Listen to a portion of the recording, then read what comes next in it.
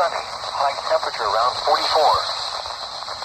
This is a late wind advisory for the following counties in South Carolina: Killian, Benford, Barnwell, Calhoun, Central Orangeburg, Chesterfield, Clarendon, Edgefield, Fairfield, Kershaw, Lee, Lexington, McCormick, Newberry, Northwestern Orangeburg, Richmond, Saluda, Southeastern Orangeburg, and Sumter, and the following counties in Georgia: Burke, Columbia, Lincoln, McDuffie, and Richmond.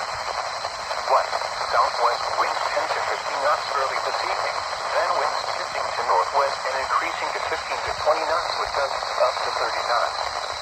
Winds expected to diminish late tonight. Where? Portions of east central Georgia and central South Carolina. When? Until 1 a.m. Eastern Standard Time Monday. The following impacts are expected. Strong winds and rough waves on area lakes will create hazardous conditions for small craft.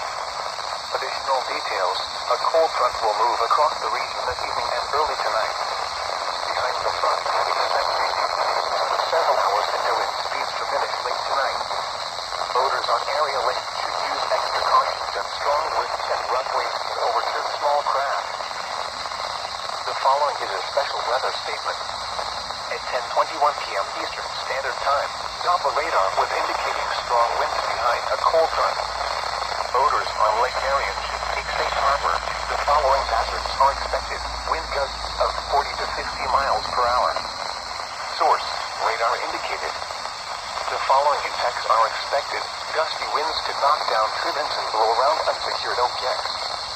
Locations impacted include Sumter, Orangeburg, Benning, Bedford, Denmark, Bishopville, South Sumter, Shaw Air Base, Brookdale, McIntyre Air Base, St. Matthews, Holly Hill, Branchville, Silverton, Bowman, Eastover, Ellery, Mulberry, Orangeburg County Airport, and Congaree National Park.